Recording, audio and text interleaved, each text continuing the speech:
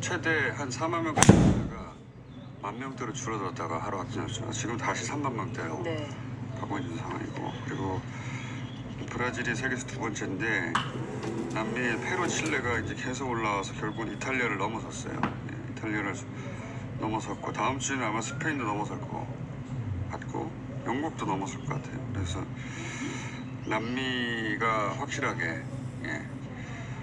가장 확진자 많은 국가 순위 최상단을 차지할 것 같습니다. 국내산 네, 지역 감염으로 총 16명 확진 판정을 받았는데 여전히 리치웨이 대전 방판 계속해서 나오고 있습니다. 특히 대전 방문 판매 8명이 나왔습니다. 자, 지역은 10명대로 떨어지긴 했습니다만, 했습니다만 아직도 계속해서 소규모 감염이 이뤄지고 있습니다. 계속 얘기해왔던 다단계 판매 방판 좀 숫자가 나오고 있고요.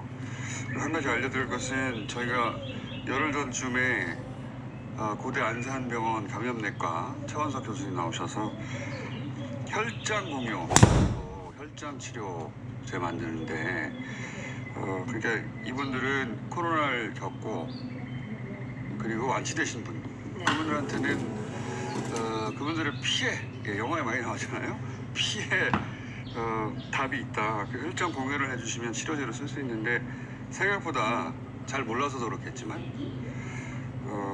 벌써 석 달째 됐는데 참여하시는 분들이 10,000명이 지금 완치됐는데 그때 방송 당시는 75명 정도만 혈장 동의해 주셨다고 했는데 지금 방송 이후 전국적으로 185명이 됐답니다. 참여 의사를 밝힌 분이 185명이고요. 이 중에 17명이 이제 이 일을 토대로 치료를 받고 계십니다.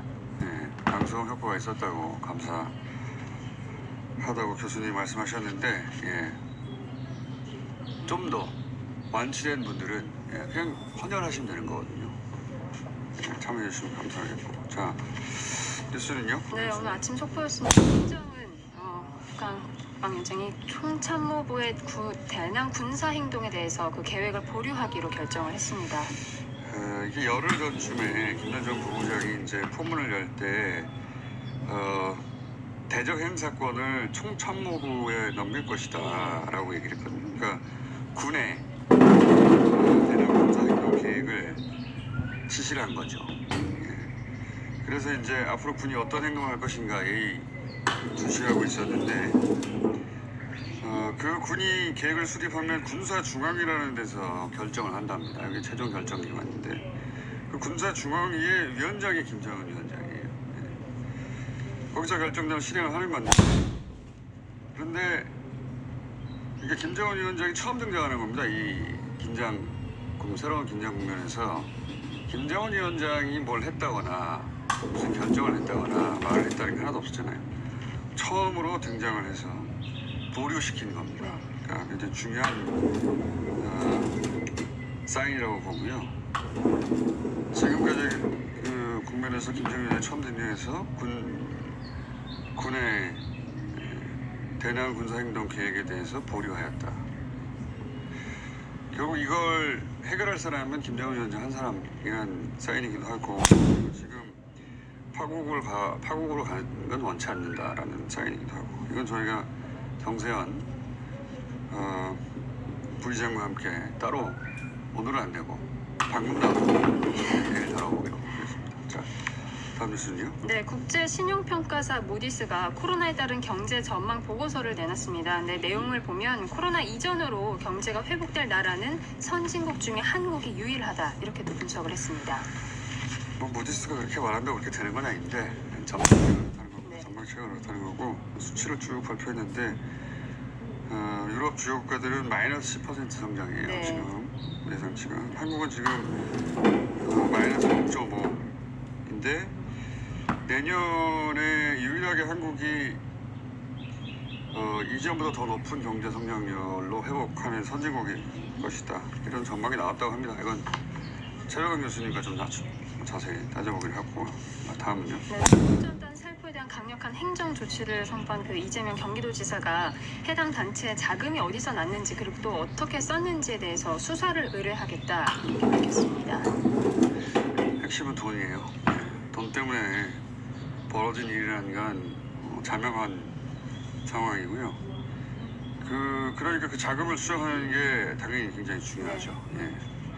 아마 이 대북 단체, 특히 대북 전단 살포하는 단체에 대해서 자금 수사하는 처음 일 겁니다. 예. 특히 그 중에서도 직접 인편의 현금으로 수령한 금액, 저는 그 금액이 가장 큰 것이고 거기에 포인트가 있다고 봅니다. 자, 이건 수사 의뢰에 있다고 하니까 지켜보도록 하고요. 자, 다음은요. 네, 사퇴 의사를 밝혔던 주호영 통합당 원내대표를 김태년 민주당 원내대표가 찾아갔습니다. 5시간 동안 어제 얘기를 나눴지만 크게 뭐 이견이 좁혀지지는 않은 상황입니다. 어깨 동무는 했지만 합의될 거예요. 네, 결국 왜냐면 입장차가 평행선이고 서로 설득으로 될 일은 아니니까 결국 이제 민주당이 18개 상임위원장을 다 가져갈 가능성이 점점 커지고 있는 상황입니다. 통합당 입장 잠시 후에 들어보도록 하고요. 자, 다음은요.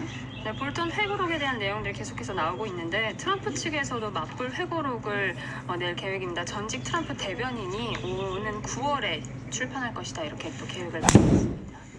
뭐 맞불 회고록이라는 표현은 처음 들어보는데 예. 볼턴 회고록이 미국의 주요 매체와 정치인들 사이에서는 혹평을 받아요. 아무도 안 좋아한다니까. 제가 볼턴을 미국 정치인들이 아무도 안 좋아하는지 어떻게 알겠어요? 그렇게 보도가 나오니까 아는 거지. 아무도 좋아하지 않는 볼턴 이런 식으로. 근데 이제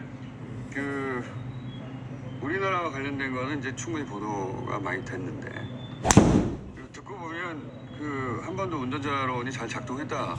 결국은 역설적으로 그걸 드러내는 것이다. 내용을 자세히 보다 보니까 그 이야기를 했는데 저는 볼턴이 감옥 갈 것 같아요. 읽다 보니까 어제는 그 회고록 중에 베네수엘라 섹션 있어서 봤는데 기억이 좀 가물가물하시겠지만 작년 1월에 과이도라는 사람이 갑자기 등장해서 자기가 정치 대통령이라고 선언한 사람이 있었어요. 마두로 대통령이 있는데 엄연히 그러면서 이제 세계적으로 시끄러웠는데 그때 그 마두로 대통령은 과이도 자기가 대통령으로 선했던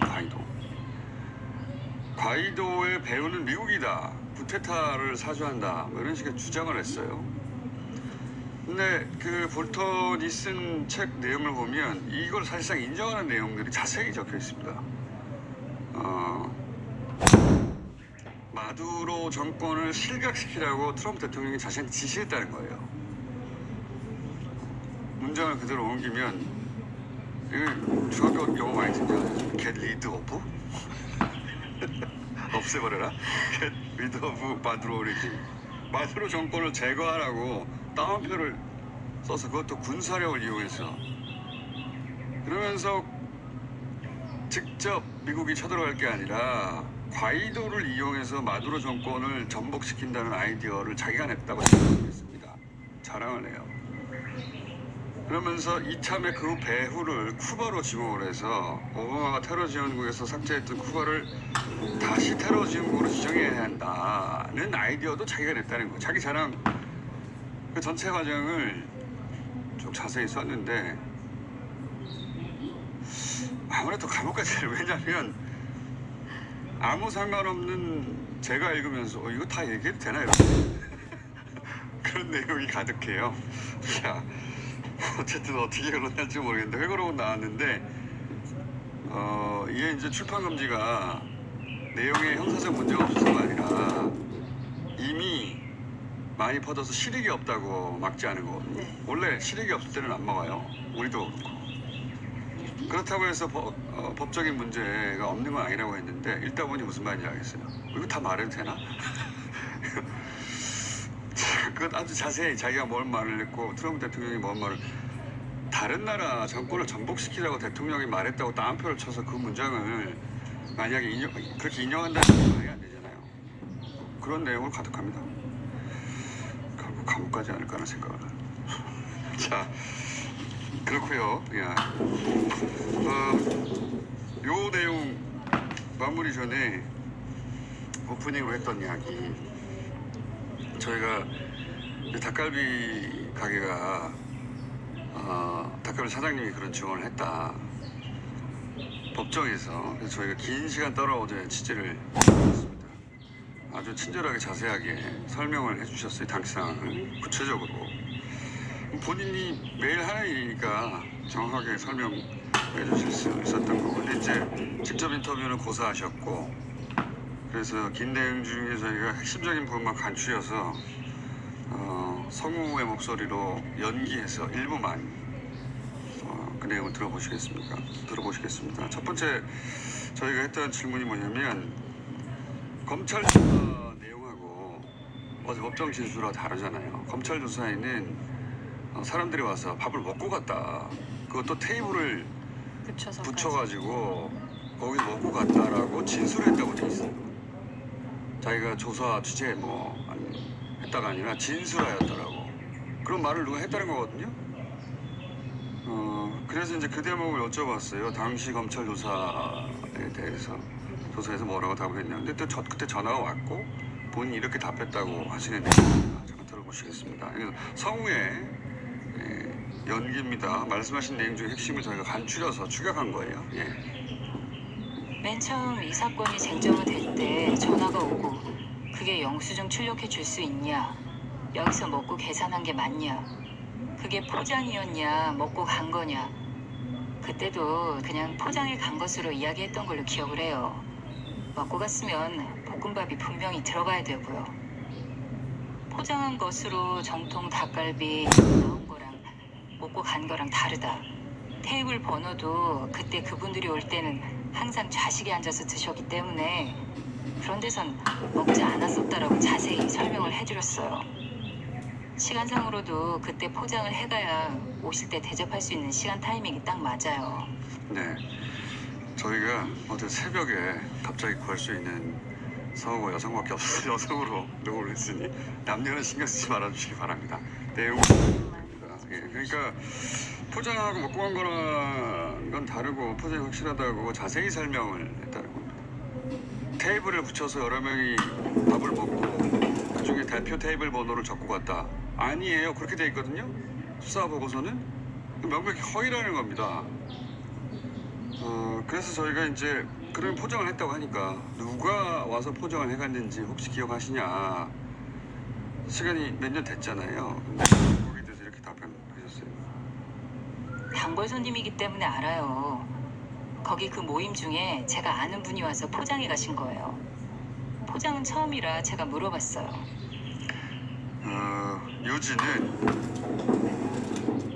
항상 포장하지 않고 와서 드시는 분들, 단골, VIP라고 기록돼 있대요.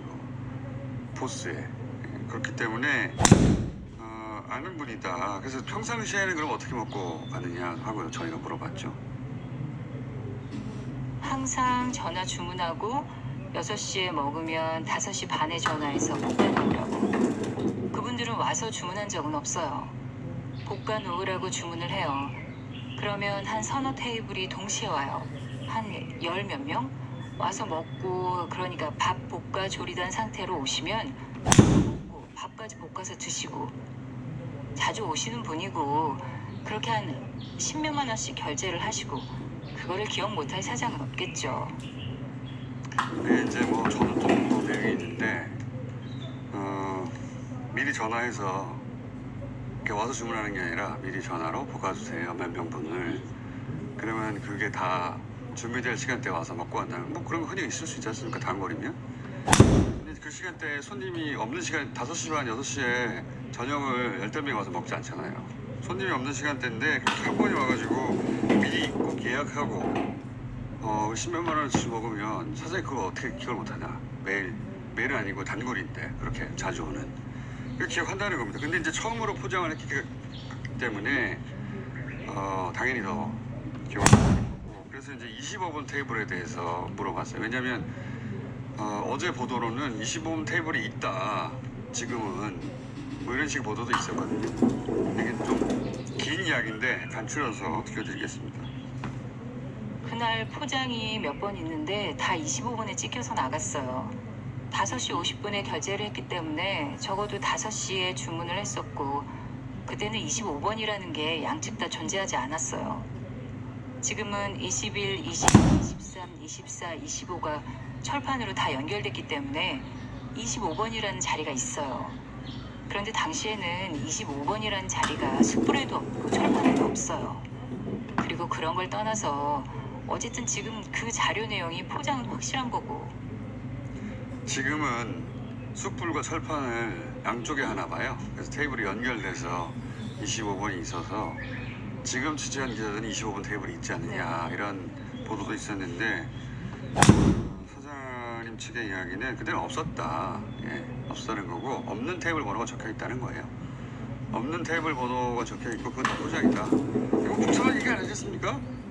맨날 똑같은 그 손님을 상대하던 분이 처음 포장해 갖고 25번은 포장은 25번으로 적었다. 그리고 몇 인분 했는지까지 정확하게 기억하세요. 15인분 적혀 있는데 여기는 VIP라 23인분, 왜냐면 1+1이라서 23인분을 배달한 포장해서 가져간 거다. 누가 했는지도 기억하시는데. 그래서 혹시 김경수 소지사는 거기 가서 같이 밥을 먹지도 않았고 포장해 와서 다 같이 먹었다고 그랬거든요, 주장이. 그래서 혹시 김 지사가 거기 가서 혹시 먹은 건 아닐까? 잠시라도? 왜냐면 볶아놓고 잠시 가서 금방 먹고 올 수도 있잖아요. 그래서 혹시 김 지사가 와서 먹고 가지는 않은지 그것도 한번. 그 사람들은 원래 닭갈비랑 볶음밥을 먹었었고 항상 좌식에서 먹었고, 그리고 지사가 여기 와서 먹었다면 우리가 모르지는 않잖아요. 그래요. 김경수 도지사가 와가지고 닭갈비를 먹었는데 그건 기억이 안 날 리가 없죠. 그런 내용입니다. 예, 이보다 훨씬 긴 내용을 자세히 친절하게 알려주신 선생님한테 감사드리고, 근데 이제 직접 인터뷰는 어렵다고 하셔가지고 핵심적인 내용을 추려서 여성으로 녹음한 것 죄송합니다. 자, 그래서 질문하지 않을 수 없는 겁니다. 이렇게 명백하게 기억하고 명확한 사항이고 오해 요지 같은 것도 없잖아요. 지금 하신 말씀은 그때는 더 생각하겠죠. 얼마 안 됐으니까. 이게 왜 와서 밥을 먹고 테이블 붙여서 먹고 그리고 대표 테이블 번호로 적은 것이다 라고 진술했다 라고 적혀 있냐는 거예요. 누군가 허위를 한 겁니다. 그리고 이제 질문은 이거 누가 이렇게 허위를 해서 사건을 여기까지 끌고 왔냐.